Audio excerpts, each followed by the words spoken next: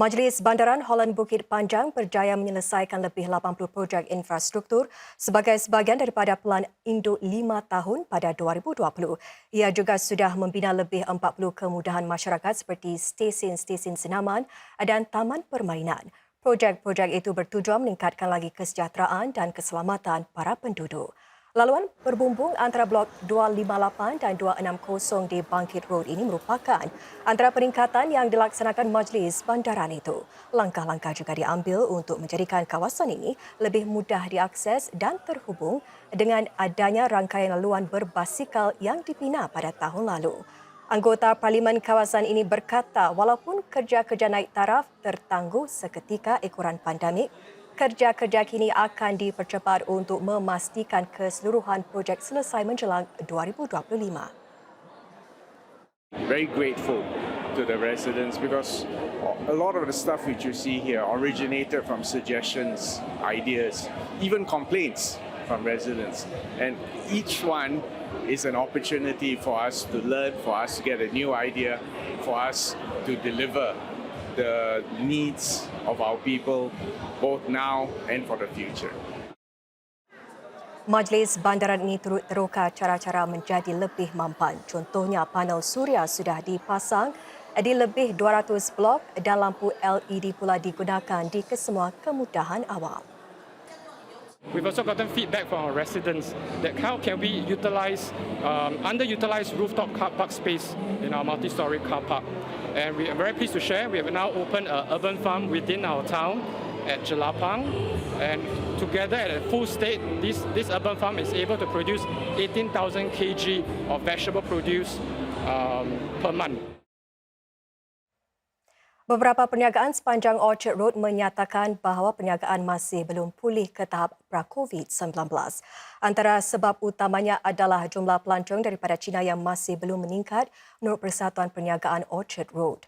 Pada musim cuti Minggu Emas, Oktober lalu hanya 178,000 pelancong dari China yang melawat Singapura. Jelas jumlah pelancong China tidak datang seperti yang diharapkan. Jumlah ini hampir separuh daripada jumlahnya pada 2019. Perbelanjaan oleh para pelancong China juga merosot menurut syarikat pembayaran global yang menjejaki transaksi yang dibuat di Singapura. Ini merupakan satu keprihatinan bagi para peniaga yang turut mengalami masalah ini. Oleh itu, sebilangan perniagaan kini menawarkan perniagaan yang lebih unik seperti minuman yang direka khas seperti kaya latte. Dan untuk meningkatkan jumlah pengunjung ke Orchard Road, Persatuan Perniagaan Orchard Road berusaha mengembalikan Night at Orchard. Ini adalah pasaran timbul yang akan berlangsung di sepanjang Ion Orchard ke Galeri Mandarin. Pembeli boleh menjangkakan lebih daripada 50 gerai mempamerkan bakat terbaik Singapura, merentasi muzik, seni, makanan dan banyak lagi. Kali terakhir diadakan pada tahun 2019. Saudara, 3 ancaman iaitu dekad mendatang yang lebih panas, lebih banyak hujan dan lebih mudah mengalami banjir kini memberi tekanan kepada usaha hijau Singapura.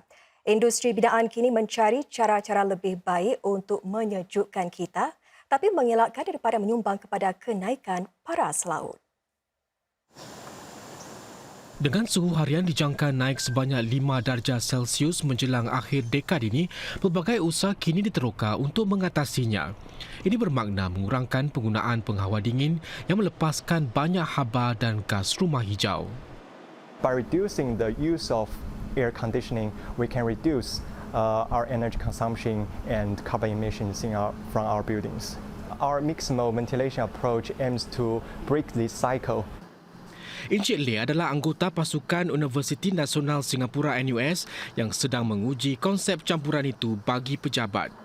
Ia menggabungkan pengudaraan asli, kipas siling dan penyejukan di meja kerja untuk secara automatik mengekalkan suhu dalam bangunan yang baik. Menurut pasukan itu, kaedah ini menggunakan separuh sahaja tenaga berbanding alat hawa dingin. Majlis Bangunan Hijau Singapura menyatakan negara ini perlu mengubah cara bangunan dibina. Using software to look at building orientation, how we can minimize the solar heat impact, and how we could harness seasonal wind directions. Then you look at urban greenery incorporated into buildings, which helps to reduce the indoor and ambient temperatures. Paras air laut di sini pula diramal naik sehingga 1.15 meter menjelang akhir abad ini. Sebuah pasukan Universiti Teknologi Nanyang kini mengkaji mewujudkan benteng fleksibel yang boleh naik dan turun bergantung kepada paras air laut. Serta bagaimana ini boleh diterapkan kepada projek Long Island di East Coast. We will be able to build this wall using membranes. And so the membrane will serve as a function to separate the water. And on top, you still can have a concrete block. And this concrete block can also be used for other functions. For example, inside the concrete block, you can use it for highway. And on top of the concrete block, you can still have your beach, still have your slope for your intertidal zone. Agensi Air Negara PUB pula menyatakan ia sedang merancang berdasarkan kenaikan paras air laut sebanyak 2 meter. Semua ini dalam usaha negara mempersiapkan diri bagi cabaran iklim sama ada dari darat, laut maupun udara.